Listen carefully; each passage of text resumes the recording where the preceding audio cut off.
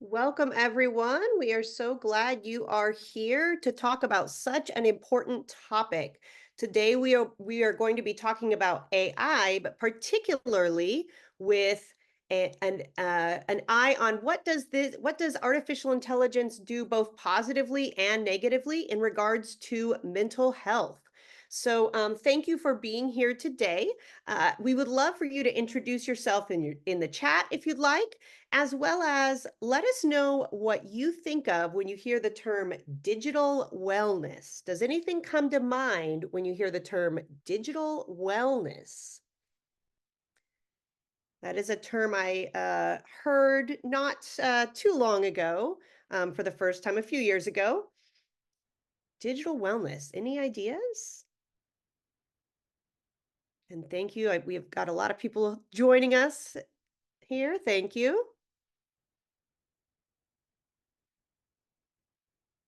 All right.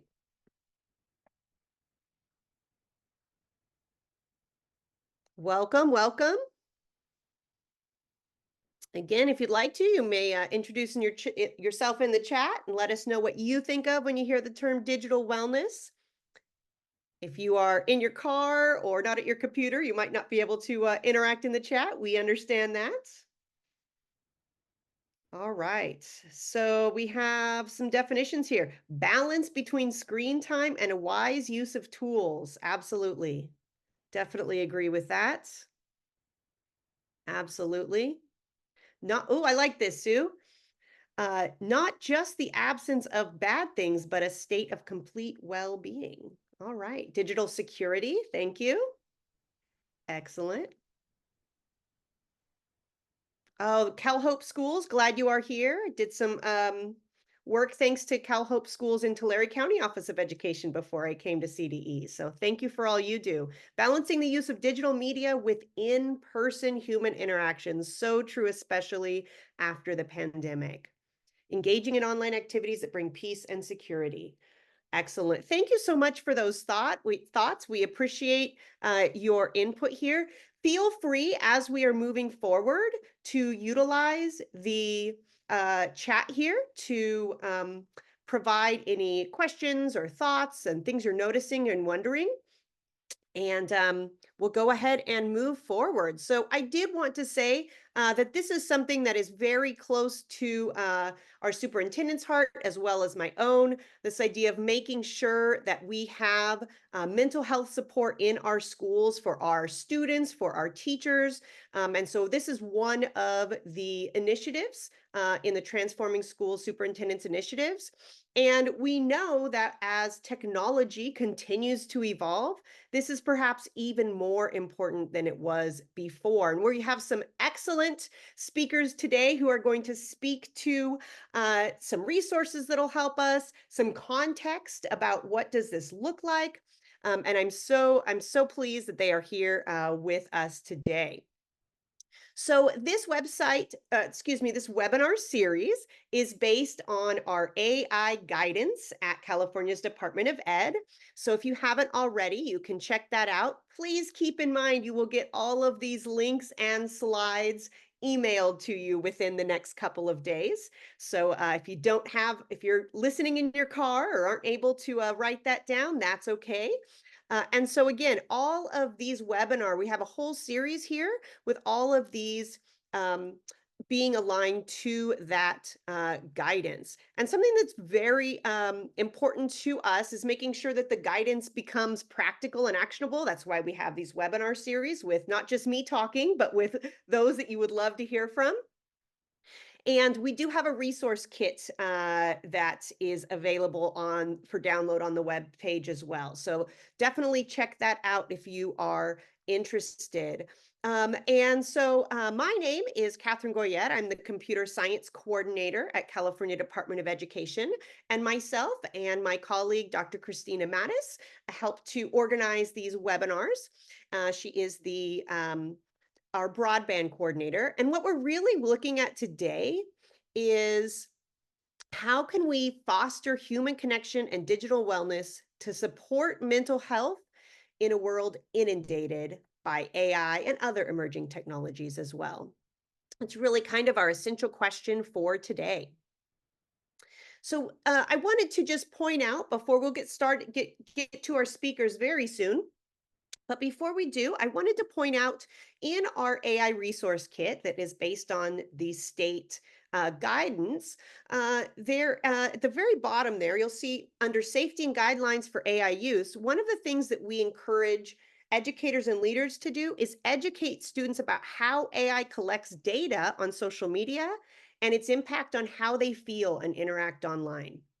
So we know that AI algorithms and AI technologies are in their pockets. They are on their Netflix accounts, all these various places. And we believe it's very important to make sure that they consider what is this doing to their mental health, both in positive and perhaps and negative ways. So very excited to delve into this topic with all of you today. Like I said, the chat is open, so please feel free to write down your notices or wonderings in the chat if you'd like, and you will get the recording as well as resources in the in email in the next couple of days if you registered for this webinar. I also wanted to point out that a lot of times we talk about AI, and the first thing we hear about is, oh, students are going to cheat. And we don't think about the ethics, and part of the ethics is about mental health. What about our populations that are have been marginalized by AI? What about students that what are ethical uses of AI? How can we make sure that our students are aware of how to do that? So I did want to point out an article that does mention our CDE guidance and was written by a couple of educational leaders that have been on these webinars before on this series. So Sonal Patel and David Thurston wrote an article for the Association of California School Administrators this month. And the link will be on these slides, which will be in your email within the next couple of days. So definitely wanted to check to point that out since it is applicable to what we're talking about today. All right, without further ado, I am going to introduce our first speaker. This is Gunjani Patel, and she is the founder and CEO of Consciously Living and has done so much work and has so much experience in this space. And so, Gunjani, I'm going to go ahead and stop sharing my screen, and then you can take over and introduce yourself further. And we're so glad that you are here.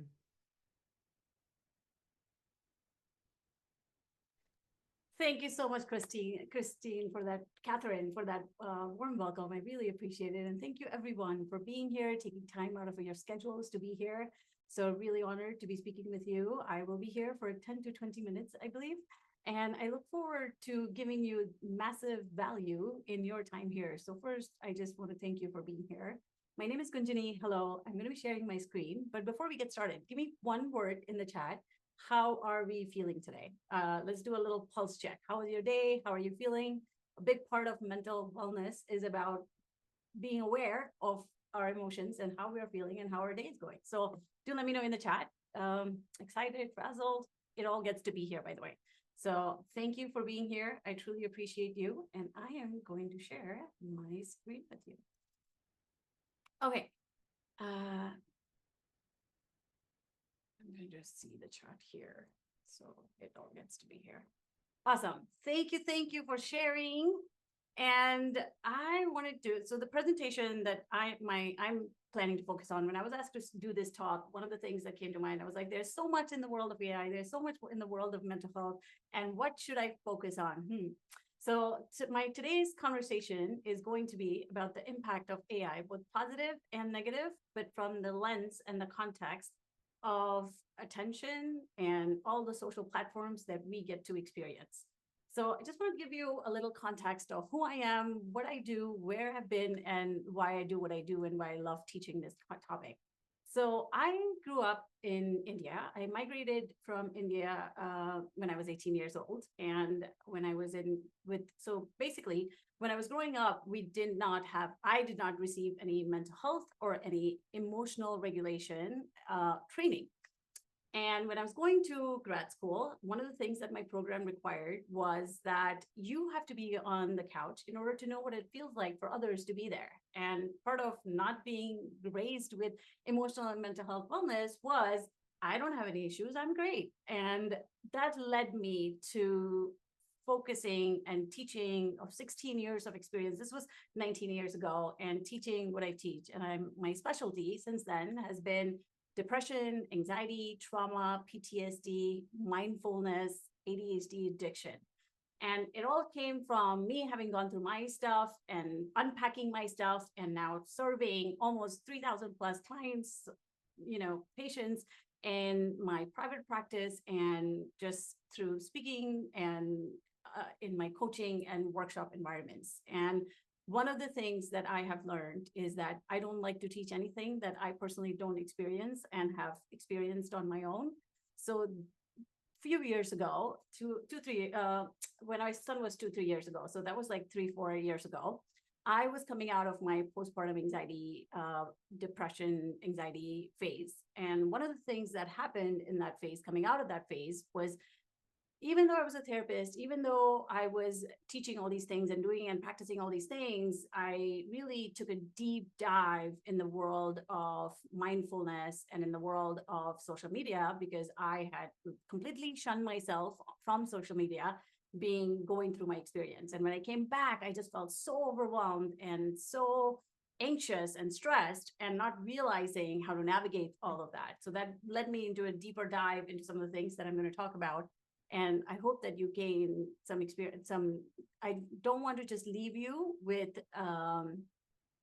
information, but I also want to leave you with some specific strategies that you can take with you, that you can implement in your own life and implement in your students or classes, if you are in active classroom environments. So I really look forward to chatting with you. Thank you so much for being here.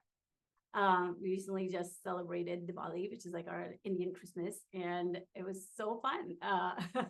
So coming out of that festive mode and going into that mode now that it's November. So one of the things that I want you to this is one of my favorite slides, and I want you to not lose sight of this, because I want you to take some notes, because when you're taking notes and when you're engaging in the content that I'm about to teach you, you're engaging different parts of your brain and you're going to retain more. So one of the things I want to ask you a pop quiz, okay? Did you know that at any given time, our attention, our sense of being in this space, our sense of presence is only present literally 50% of the time, according to research? So basically, most of your brain right now either is thinking about what happened during your day, what is going to happen when you go home, what are you going to cook, what are you going to deal with, how's the drive going to be, what is happening in your world, because that's just how our brain and our mind functions. We're constantly bombarded with so much information from the outside through our senses. So that's why one of the things that I want you to do is write some of these highlights down, because when you write some of these things down, you tend to remember and retain more information as opposed to just listening. Otherwise, you're only 50% present, according to research. And even when they pay people during research and they ask them questions like, are you present right now? Are you fully paying attention? People are just like, no. And studies after studies have shown that 50% of the time in any given situation, our attention is only 50% present. So with your 50% attention, I'm going to maximize its usage and give you 70% of that 50%, so that you're able to retain this information and you're not just, going through this information and forgetting it, because I really want you to learn something from this and the importance of how this plays out in your life. So one of the things that happens, that I'm going to address in terms of mental health, is the good parts of AI and the negative impacts that it has on our brain and our nervous system and how we show up to life. So you probably have heard about, the good parts. Like, so AI, as we know, that it is increasingly integrated in our daily lives. We are using it all over the place, but the mental health aspect of it is a growing concern. Give me a yes in the chat if it is a concern for you. Just want to kind of gauge if where are you with AI? If it is a concern, give me a yes. Absolutely, right? And how important would it be for you to actually learn So one of the things that I learned in my deep dive as a part of, getting through my own stuff and then serving people with this was having emotional intelligence skills. Emotional intelligence is a skill that, raise your hand if so, those of you who are on chat, or give me a yes in the chat, is a skill that you wish that you knew or would like to learn or deep dive into. Because if you have that skill, your emotions, your stress, your anxiety, your unpleasant emotions don't have control over you, and it's vice versa. You have control over them. But it's a skill just like any other that we have to learn and experience. So give me a yes in the chat if you think that that would be helpful, especially in the world of AI as we go through some of this information, right? Yeah. So the use of AI powered technologies such as social media, virtual assistants, all these different social media platforms where we're constantly consuming information, it has both negative and positive impact on our mental well-being. So in this presentation, I have decided in the next 15 minutes to actually explore the potential risks and the consequences of AI on our mental health. And I'm going to give you strategies by the end of this presentation to actually mitigate these effects and how to overcome it and how to minimize it, the stress that it further causes your mental health and well-being. How does that sound? Give me a yes and R in the chat if you're ready to listen and ready and focused and present and want to learn more. Yes? Awesome. So some of you may already know this, like AI has awesome benefits, right? For education and educators, I'm going to let you read this and be quiet for a second so you can consume this.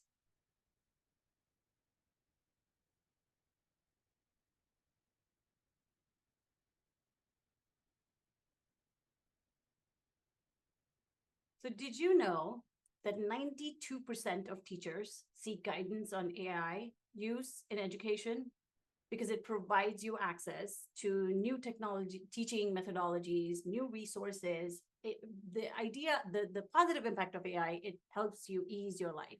It expands your creativity in ways that you didn't have access to before. It gives you access to the whole information bank that is out there that is designed to make your life easy, right? But one of the things that currently also happens as a part of AI, it makes your life easy. And there's a human and the connection and the emotional, affective aspect of this that we tend to miss a lot of times. So, with having said that, I'm going to focus on the negative impact that AI has on our life and our well-being. When we focus on it from our adult lens, we can only imagine the impact that it has on kids, right? So our attention span is very vulnerable to stress and threat. It is very fragile. It is very powerful, but it is equally fragile. And the negative impact of AI, I'm going to let you read this, but I'm going to double click on the attention span aspect of it, because I think it would really help you show up to life more present. It impacts teenagers and children because of all this, because of all the access to all the platforms and all the things that they didn't have access to before. It impacts their self-esteem. It impacts their body image. It impacts our body, and not just children. This also is applicable to us as adults. It impacts our social isolation and loneliness. There are studies that have shown that increased screen time keeps us isolated instead of going out there and mingling with people more, going out there and putting ourselves out there like we used to as back in the day. And it can contribute to the feelings of loneliness and depression. In terms of attention, there was a study done by Microsoft, and they noticed that the average attention span dropped from 12 seconds in the year 2000, to 8 seconds in the year 2015. And now in the world of marketing and business online, they say that our average attention span is literally 3 to 6 seconds a minute. 3 to 6 seconds. So you can imagine the impact that it has on our attention. We're always on the go, always, shortening our attention span and our ability to stay present in the moment. It's almost like, because of all this digital information, we don't like the idea of getting bored. We don't like the idea of just being. We don't like the idea of just being quiet. And there are all these impacts that it has, the stress and anxiety tends to have on our body. It impacts our sleep, it impacts it. There's a surge in anxiety and depression, which is what I treat. Holistically, it has an impact on our mental well-being because of all this consumption of all this data all the time, constantly available to us. And we made it almost our habit to consume this information to keep ourselves almost distracted because we don't know how to deal with and how to manage stress and anxiety and all these stressors that come at us throughout the day. So one of the things that I wanted to talk about was there was a study that was done in, like I said, I'm going to focus on attention for a second here. And I'm going to teach you what are some of the things that you can do. But I want to give you, like, I really think knowledge is a precursor to our understanding of things. And when we are aware of things, we tend to change our behaviors and we tend to change our patterns. Otherwise, we keep repeating our same emotional patterns day in and day out. And those emotional patterns were the patterns that we learned early on in life, in the first 7 years of life, the emotional patterns, or in teenage years of life, both developmentally very from a neuroscience perspective, very important years of life that really set us up for all the habits that we have formed. So according to one of the studies in terms of anxiety, there was a study published in Cyber Psychology Behavior and Social Networking. They found that individuals who use their smartphones more frequently experience increased anxiety. 45% of the adults in the United States, we experience anxiety. 31% of adults experience severe anxiety, according to National Institute of Mental Health.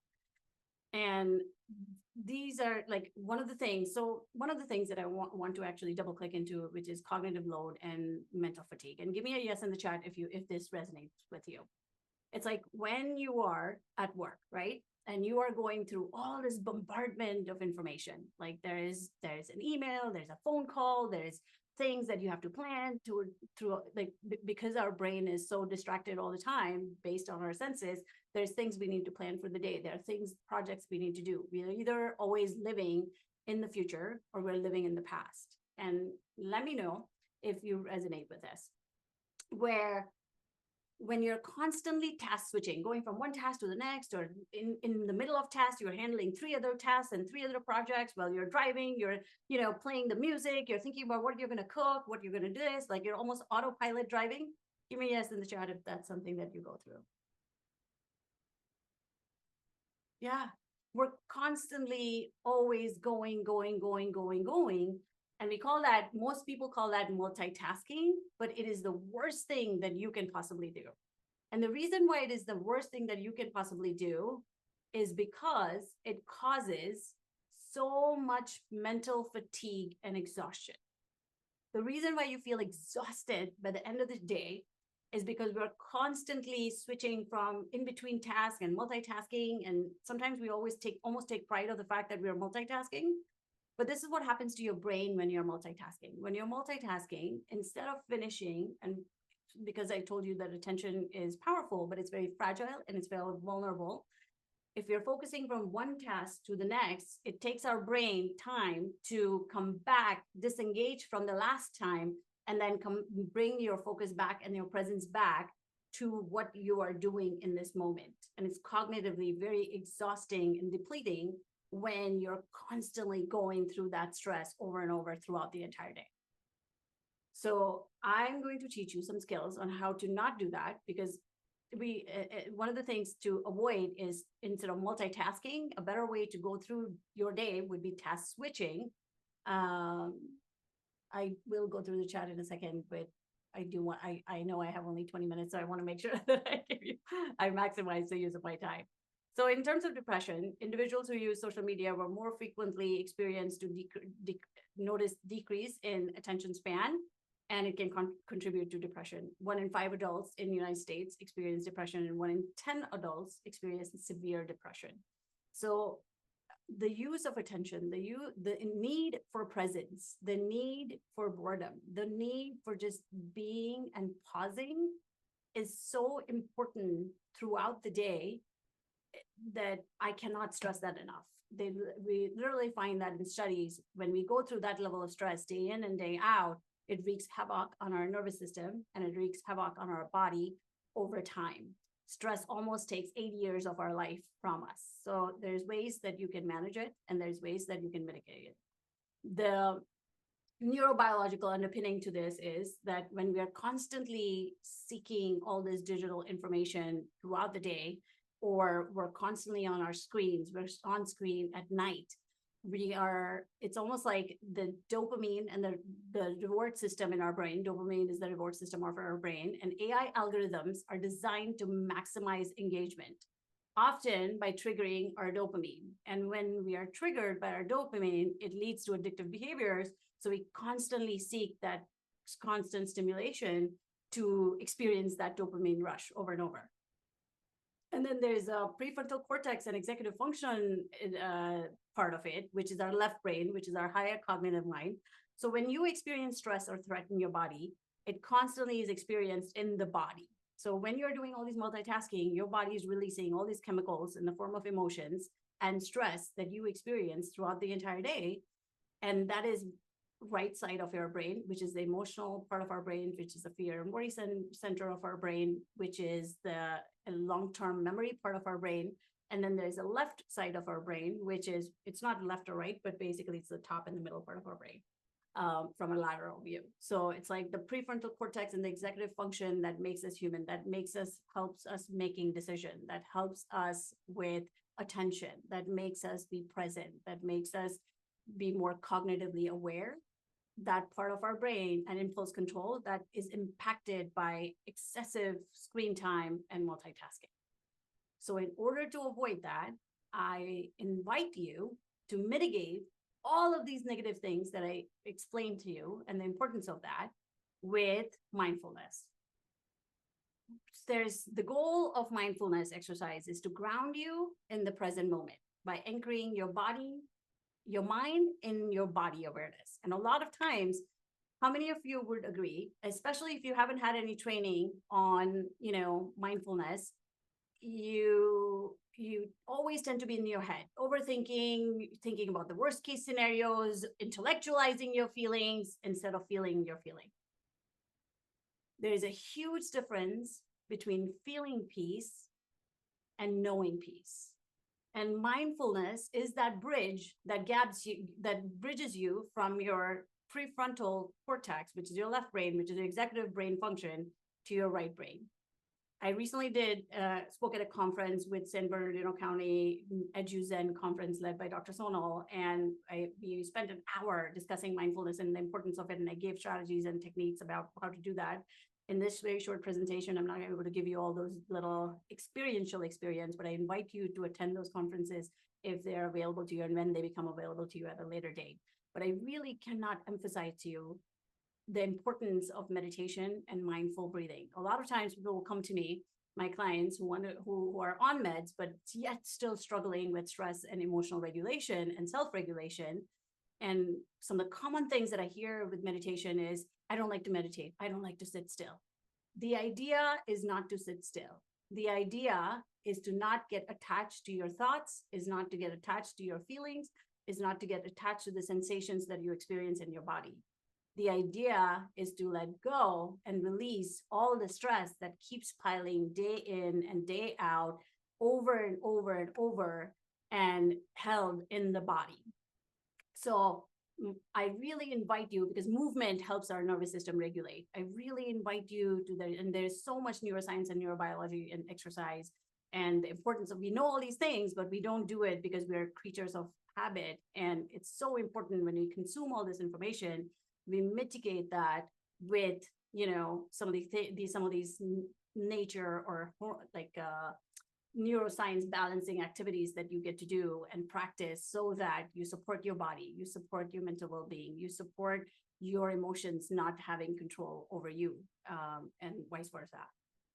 So this is one of the first things that I would recommend. Really, mindful breathing has changed my life in ways, and there are breathing techniques that we teach people that does different things. There are different breath techniques that helps you literally energize. There are breath techniques that help you ground. There are breath techniques that help you literally move all this past trauma and emotions from your body and does amazing things. So I really invite you, even if you were to look on YouTube and find different videos and stuff, like really start with mindful breathing or meditation exercises, if not today, as soon as you can.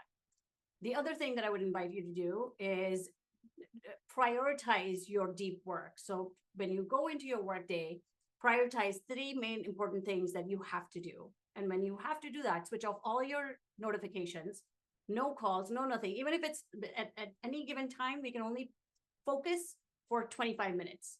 So focus for 25 minutes, whatever you need to do. But in that time, no notifications, no phone calls, no distractions. Because by the time you lose your focus and come back, it's like you're doing 4 hours worth of work, but you're literally getting only 45 minutes work done because your body is not present. Your mind is not present. You're everywhere, all over the place. And at the end of the day, you're exhausted. And it is so important that there's all these trainings, brain training and mind training that you get to do that helps you prioritize your mental wellness. So you leave your work not feeling depleted, but feeling really good about your day. And then the other thing I would invite you to do is every so often throughout the day, we literally in my relationship with my partner, we literally have times where we put our phone in our phone boxes, and during date nights or during times like even with my son, like when I'm present as a parent, we do digital detox where we do not touch the screen. It is time-free screen-free time. And I invite you to do that, especially before bed, because when you take in all this information, when you take in all this negativity from social media or what people are doing, and all these emotional reactions are created in your body through chemicals, you're literally going to sleep with all that information. And then next day you end up waking up from that place. So I invite you to schedule tech-free time, tech-free screen time limits for yourself. And when you go into work, literally try to be on your device as less as you can, or even through the weekend, schedule your device time so you're not constantly out there consuming and just causing and bringing in so much stress in your body. So having said that, I would love to end with this, that AI can enhance mental health, but human connection remains irreplaceable in our healing. And I invite you to look into different modes of healing, support with hanging out with people instead of screens most of the time. And here's my information. If you'd like to reach out with me, work with me, have me speak with you, teach you more, I'm more than happy to answer any questions. And hopefully this was helpful to you and I didn't scare the bejesus out of you. Thank you so much, Gunjani. I so appreciate the neuroscience because I I'm a am little new. interested in all of that, but also the practicality. And so thank you for all of that. There was a question in the chat about, when we're thinking of attention span and it being lessened. You talked about meditation and mindfulness and such. But specifically, are those skills that will help with attention? Are there ways that we can support students in strengthening or lengthening their attention span? 100%. So research suggests that even 10 minutes of mindfulness practice, even in your classes, each day can boost your well-being and reduce stress. If you practice that for almost several weeks, there is research that 4 to 6 weeks, it can literally increase your attention span and focus and your ability to be present. So you can absolutely train your brain and increase your attention span. With all this coming at you, there's ways to mitigate it and teach children and make it fun. Like mindfulness gets to be fun. When you're eating, eat mindfully. When you're walking, one foot in front of the other. We are walking, but half the time we're like, oh, I have to go home and do this. Oh, I didn't do this this time of the day. I was supposed to do this. Da, da, da, da. Our mind is completely active. And the way to bring it, the idea is not to be completely still and not think anything. That won't happen if you're not feeling safe in the body. When you're overthinking, you're from a yoga perspective, well, your energy centers are misaligned, your nervous system is dysregulated, so you're constantly thinking. So in those times when you do mindful breathing, even 3 minutes of mindful breathing can significantly switch off your brain and turn all that noise out. Excellent. Thank you for answering that question. I so appreciate that. there's any other questions or noticings, people can certainly enter that into the chat. I will be honest, I was one of those people that, thought, well, mindfulness, meditation, I don't know about all that, because I'm really very much like science and proof and action and get things done. But there's a lot of research that I've read about meditation, and so I did delve into that this year, and it is helping me focus and think and make connections that I hadn't before. So as someone who was a skeptic, I would say that in my experience, I definitely agree with all that you're saying. So thank you so much for sharing that. And small steps, right? If we Yeah, just take small for sure. steps, be present and things like that, I think that's really helpful. Thank you for that. Mhm. I'm really excited. Thank you again, Gunjani. And next, I'm so excited because we are going to have um, a great colleague, a great collaborator with us. Uh, Sue is with us today, and she is the Director of Outreach for Common Sense Education. And Common Sense has a wealth of resources for parents, for educators, for the community about navigating the digital space. And I have seen some great, I haven't, I don't know the resources as well as Sue will, but there are some fantastic resources. And as I've just been glancing through, I've seen an emphasis on mental health and well-being and balance. And so definitely want to introduce you, Sue. And if you want to introduce yourself and share your screen, we look forward to hearing about all the resources and research. You have some research you usually share as well. So thanks so much. Absolutely. Thank you so much, Kat. And thank you all for being here tonight. I know that many of you are participating off screen, and that is totally fine. I'm going to do my best tonight to just kind of share whatever I can, and you all are welcome to participate in whatever capacity you have for however you want to join us tonight. Like Gujani said, I went to her session at the EduZen retreat that Sanal and her team put on this last week, and I think what's really interesting is this emphasis between um, AI and wellness. And it wasn't necessarily like, what do these two things have to do with each other, right? Like, I think all of us that were there have this like impending doom when it comes to AI in some way and all these terrible things that possibly could happen. Like, yes, we're excited, but at the same time, I think many people feel overwhelmed, or they feel like, oh, this election is coming tomorrow. And, what happens when all this fake news, or what happens to my students who are believing all this garbage? Like, there's so much, I don't know, anxiety around this, that I think that really trying to emphasize that we are here to take care of our students. We are here to guide our students in a way that we are trying to help them with their mental health and their well-being. And we can't do that unless we ourselves feel strong and we ourselves feel well and we take care of ourselves. And so I think that, putting these two things together and understanding how AI can help us, as well as really, by understanding what the landscape is, what these tools are, and what's going on out there, I think that helps us get a hold of ourselves, right? Like, nobody's getting slapped here, but just like, just really be able to focus on what these next steps are, so that we don't feel that overwhelm, so that we understand how to respond to some of these problems that folks are having. And especially our students, our families, our administrators, our teachers, all these folks that we are trying our best to take care of, including ourselves. So I just took some of the slides that I had from that session that I did with Sonal's folks last week. And before we begin, some of you may not know who I am and who Common Sense is. And so, we'll share out some of these slides. Kat, is it okay if I share these slides out now?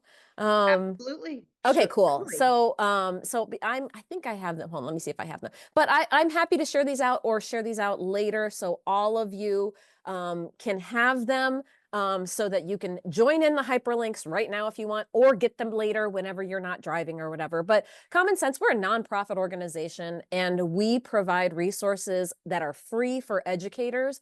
And what we try to do is we just try to help make sense of what's going on with all of this technology, so that parents, educators can find some trustworthy, helpful, research-based information so you can do your best job shaping, the future for these students. That's what we try to do, all right? And I have also included in here an AI resources one-pager that is a collection of all of the links, all of the resources, a quick video that if you are in need of AI resources, we've got a bunch of them for families, for training, for educators, for anybody else.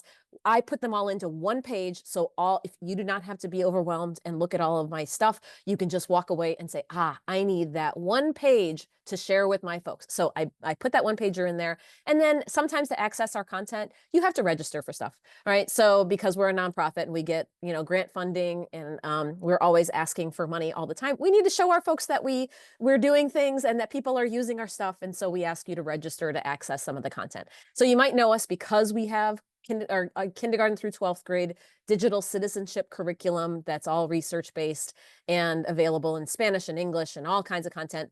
This is me. In case you don't know me yet, I grew up in Central Illinois. These are the various places I come from. I have a family here in LA with 2 grown children away at college. I grew up in a small town where I was an only child with a mom, an immigrant mother from Okinawa and a very, very American dad, very military Boy Scout dad. But what I want to emphasize here is that I have an MPH, which is a master's in public health. My background is really focused on health. And, a lot of folks, I come into this world of education, but really my love is really, centered on this idea of health. And that has always been my primary objective whenever I'm working with teachers. And so I borrowed my definition of digital well-being from the World Health Organization. Yes, MPHs, yes, we are the best folks. Okay, that's my bias, but it's about this. Health is not just this absence of all the garbage that's coming around, when it comes to all the digital clutter or the mental clutter that we have. It is a state of well-being.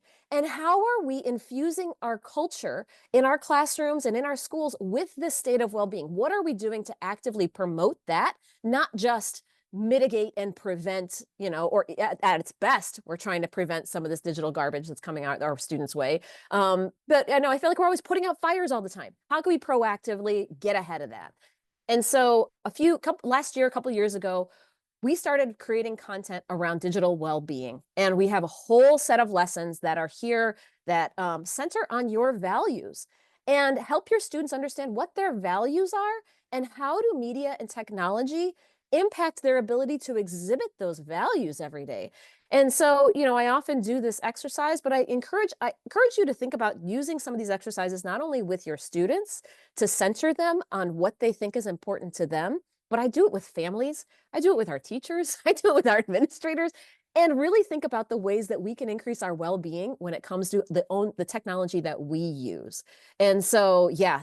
Thank you, Justine, for sharing that. Absolutely. Cal Hope Schools, all kinds of resources related to self-care. Like I said about, doing this meditation, I'm just like, what have you got to lose? Right. So a lot of this stuff is just free, right? Meditation, sitting down for 3 minutes, free to you. And, no side effects that are bad, right? Think about how you get to know your students and create that environment when you take a 10-minute activity centered on how we feel about ourselves, right? So I'm going to share a little bit of this report related to generative AI. And this just came out. This is our latest report. This is the second one that we've done about the ways that students are using AI. And this was a nationally representative survey oversampling a lot of our Black and brown students, but it's centered on, adolescents 13 to 18. And I just wanted to highlight a couple of results here. And teens are using AI, whether you like it or not, whether you have a policy or not, whether you're, using it in schools. Students are using AI. About 70% of students are using generative AI. Many of them reporting that they're using it for schoolwork with or without their teacher's permission. About half of them with their teacher's permission, about half of it without. Some of them say, I don't know if I have teacher's permission. So when it comes to the ways that our students are using generative AI for schoolwork, many of them say they don't, most schools don't allow it. Teachers have not mentioned it. Some teachers mention it and they allow the use. And then many kids are just like, I have no idea. And then when it comes to the students who are using it and that are getting negatively impacted or getting flagged for cheating, right? I hear the word cheating all the time. Our Black teens are most likely to have schoolwork incorrectly flagged, when you use these AI detectors. Our Black teens are most likely to say, twice as likely to say that they have been flagged incorrectly, right? And so I feel like this is a big deal. Does this describe a state of well-being for our students?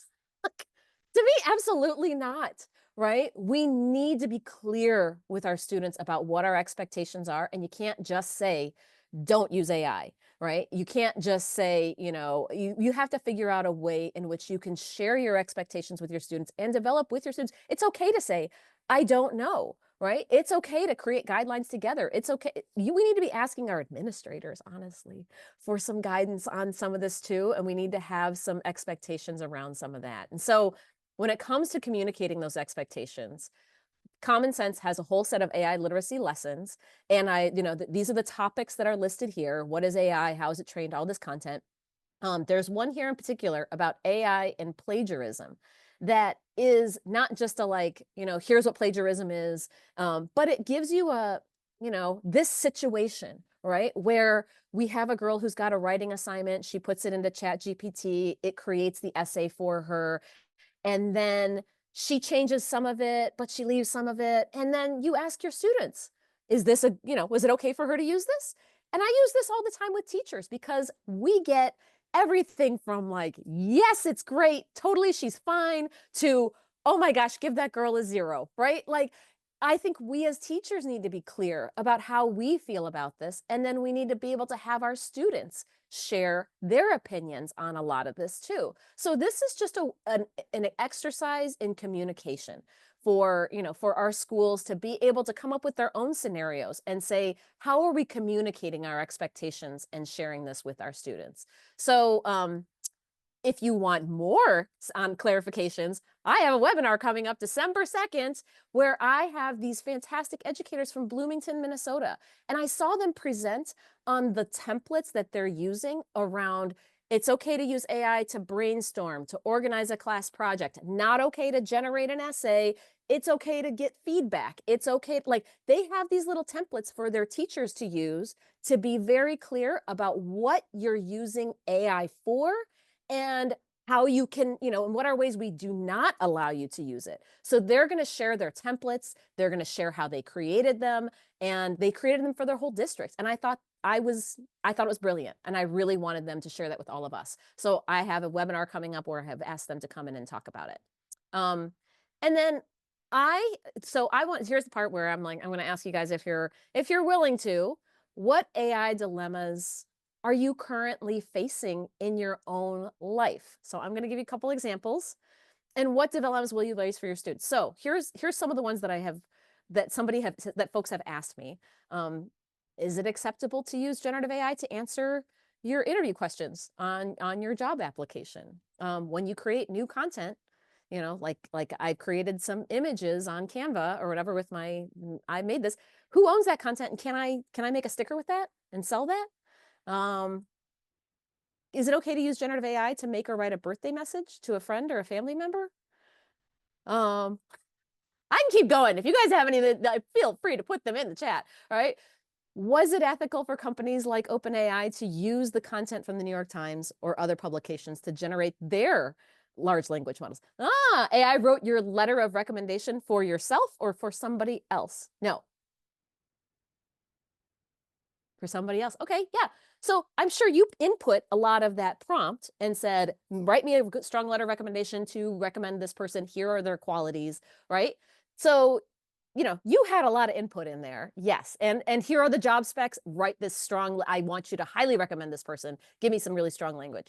I did this with some teachers the other day, and we were talking about privacy, really. And some of the scenarios they came up with, I said the Jumbotron one, where I was at a Dodger game, and on the Jumbotron, they projected this QR code, and you had to scan the QR code with your phone, and then it would turn your camera live, and then you would be on the Jumbotron.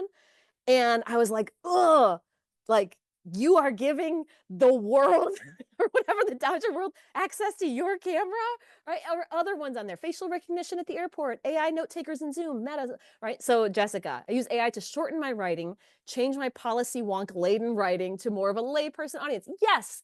Is that a digital dilemma for you? Like, is that like, that seems like a great use of AI, right? I love using AI, but sometimes I'm like, ooh, is it okay for me to use, I talk into this, and can I, like, I'm trying to like organize myself. Can I use people's names, right? And put that into there because I need to know what I'm supposed to do, but can I put people's names in there, right? So what are your juicy questions, and where do we provide space for educators to hash out these questions and ask? I'm having trouble trying to figure out how to use these things correctly. Where do we provide students this opportunity, right? Is it plagiarism if a senior high student asks AI to make their hook stronger for their college app and they change up a few words with its suggestions? I would love to have this conversation, right? Like, I hope that these real world dilemmas that we all have are ones that we're able to have conversations about. I'm dyslexic and I use AI for editing. Yep. But I love the creation of writing things, but I'm a poor grammarian.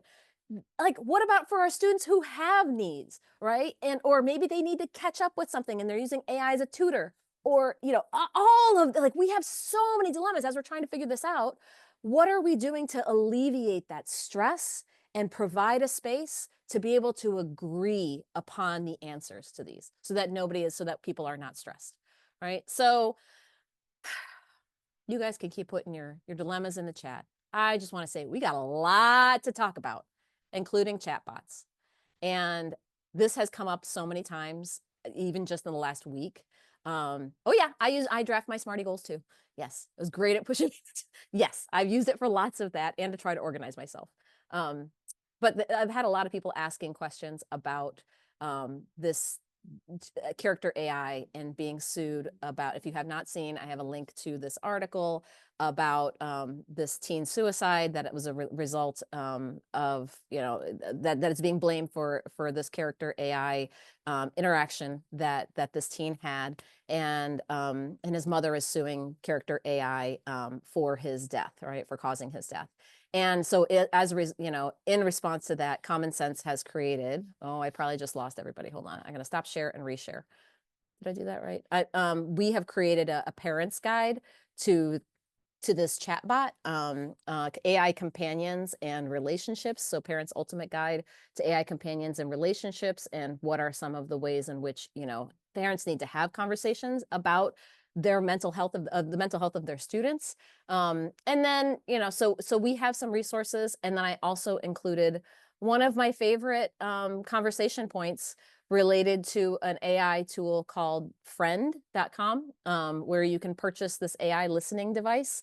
And so if you are ready for a Black Mirror episode that is come to life, you should feel free to watch this trailer. I'm not going to put it here today, but like, this is the most intriguing, creepy AI chatbot experience that I have seen as of yet. And so feel free to enjoy. Okay, I'm not going to play it right now, but this is a whole lesson where we talk about AI chatbots and friendship. And we are talking to young students. Like, you can bring this down to 3rd, 4th, 5th grade if you wanted to. And you can ask about how AI chatbots affect your idea of friendship. And what is it that our students look for in a friend? What are the qualities? And then we read through in which students are looking at this situation where a girl has a relationship with a chatbot because she's very lonely. And in this situation, she starts really getting very close to this chatbot and feels very connected. It always replies back, not judgmental, and is always available, right? Should this girl consider the chatbot to be a friend? And so, yes, friendship is a reciprocal relationship and has some sort of reciprocity. A chatbot is very selfish in a lot of ways, right? And you can never do anything good for that chatbot. But there's lots of things that you're going to hear when you ask your students about this situation. And we are not going in as teachers to judge this situation. We are here to listen to our students, and we are here to hear their opinions. But at the end, the whole takeaway is really about AI chatbots can help us. They really can in very meaningful ways. Like I use that for customer support all the time. Alexa is, helping me get my stuff done, right? Like we use these tools all the time, but it's important to be cautious about relying on them too much as they can't replace human friendships. Your students are going to have humans in their lives that say no and that push back on them and disagree with them. And how do we make sure that our students develop healthy ideas of what friendships are and what relationships are, and that we make sure that we are having these conversations so that our students can really understand the importance of humans in their lives, and that some of these humans are not going to be perfect. They may not be there immediately all the time because they have things that they're doing with their own lives, but humans are still at the center. And so, I'm just saying, these are the examples of lessons that we do to have these conversations to check in on the wellness of your students. And, these resources are here. They're all within this AI literacy guide, this one pager that we have. And, that's my contact information. If you have any needs for development around ideas to use some of these resources or with anything that you need. So that's the end of what I have to say. I'll send it back to you, Kat. Thank you so much, Sue. So appreciate all that you add to the space here, as well as what Common Sense in general does. I have used Common Sense materials since, gosh, 12, 14 years ago when I was in the classroom. I don't remember exactly, but anyway, so yes, wonderful, wonderful resources. And I gotta say, they keep getting better and more engaging. So thank you so much for that. So appreciate the emphasis on mental health, on relationships, on human connection, that both of you shared as well. So thank you for that. If there are any questions that people have, feel free to drop that in the chat.